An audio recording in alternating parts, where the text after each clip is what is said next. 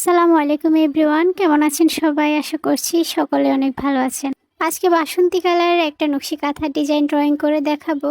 প্রথমে একটা কর্নার থেকে আর্ট শুরু করেছি, এরপর 7 ইঞ্চি পরিমাপ ডিস্টেন্স রেখে বর্ডার লাইন করে নিচ্ছি। কাঁথাটা ড্রয়িং করার জন্য এখানে আমি ব্ল্যাক সাইন পেন ইউজ করেছি। এখানে পুরো নকশি কাঁথার মধ্যে আমি 7 ইঞ্চি পরিমাপ ডিস্টেন্স রেখে এমন বর্ডার লাইনগুলো করে নিব। আজকের এই ডিজাইনটা একদমই নতুন একটা ডিজাইন, চাইলে সেম ডিজাইনে আপনারা বড় নকশি কাঁথাও অর্ডার করতে পারবেন। দেখতে পাচ্ছেন লাইনগুলো করা কমপ্লিট হয়ে গিয়েছে। এরপর আমি একটা কর্নার থেকে ড্রয়িংটা শুরু করব। এই ডিজাইনটা বড় নকশি কাঁথায় ড্রয়িং করার ক্ষেত্রেও কিন্তু প্রসেসটা সেম থাকবে, জাস্ট একটা কর্নার থেকে আর্টটা শুরু করতে হবে। এরপর মাঝখানের পুরো অংশটাতেই বর্ডার লাইন থাকবে, তারপর কর্নারের যে দুইটা সাইড থাকবে দুইটা সাইডে সেম ডিজাইনের ফুলটা করা হবে। এখানে কর্নারে আমি প্রথমে একটা ফুল আর্ট করেছি, তারপর ফুলের দুইটা সাইডে আমি সমান সাইজের দুইটা পাতা আর্ট করেছি। তারপর একটা সাইড থেকে আমি পাতাটার মাঝখান থেকে আরেকটা পাতা ড্রয়িং করেছি। সেম প্রসেসে আমি প্রত্যেকটা পাতা একটা পাতার মাঝখান থেকে শুরু করে সবগুলো পাতা ড্রয়িং করেছি। তারপর আমি বর্ডার লাইনটা ড্রয়িং করছি। আর বর্ডার লাইনটা আমি কিভাবে করছি আপনারা ভিডিওটা জাস্ট একটু লক্ষ্য করলেই বুঝতে পারবেন। বাসন্তী কালার কাপড়ে লাল সবুজ সুতা ইউজ করা যায়, অথবা কেউ ডিফারেন্ট কালার সুতা ইউজ করতে চাইলে সেক্ষেত্রে ফিরোজা কালার আর রানী গোলাপি কালার সুতা ইউজ করতে পারেন। এছাড়া খয়েরি কালারের সুতাও বাসন্তী কালারে অনেক ভালো ফোটে। আপনারা আপনাদের পছন্দ অনুযায়ী সুতার কালারটা ম্যাচিং করে নিতে পারেন। যারা সিম্পল নকশি কাঁথার ডিজাইন পছন্দ করেন তাদের এই ডিজাইনটা আশা করি ভালো লাগবে। আর যারা নকশি কাঁথা আমাদের থেকে অর্ডার করতে চান, শুধুমাত্র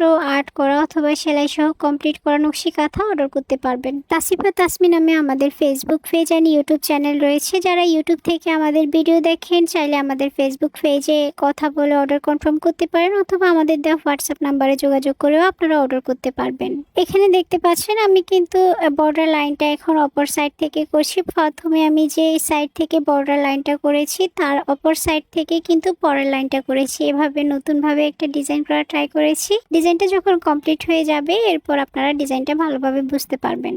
আর আপনাদের কারো কোনো পছন্দের ডিজাইনের যদি টিউটোরিয়াল প্রয়োজন হয় তাহলে কমেন্ট করে জানাতে পারেন। আমি ট্রাই করব আপনাদের পছন্দের ডিজাইনগুলো টিউটোরিয়াল আপলোড করার জন্য। এই ডিজাইনটার মধ্যে আপনারা ফুলগুলো লাল কালার আর লতা পাতাগুলো সবুজ কালারের দিতে পারেন, তাহলে ডিজাইনটা দেখতে সুন্দর দেখাবে। বর্ডার লাইনটা আমার ড্রয়িং করা শেষ হয়ে গিয়েছে। এখন ডিজাইনটা একটু লক্ষ্য করবেন কিভাবে পুরো প্রসেসিংটা হয়েছে। তারপর এখানে কর্নারের যে একটু জায়গা খালি রয়েছে এই জায়গাটাতে আমি ফার্স্ট যে কর্নারটাতে ফুল আর্ট করেছিলাম ওই সেম ফুলটা আর্ট করে দিচ্ছি। এই তো কমপ্লিট হয়ে গিয়েছে নকশি কাঁথাটা। এখন আমি আপনাদেরকে সম্পূর্ণ নকশি কাঁথার ডিজাইনটাই দেখিয়ে দিব।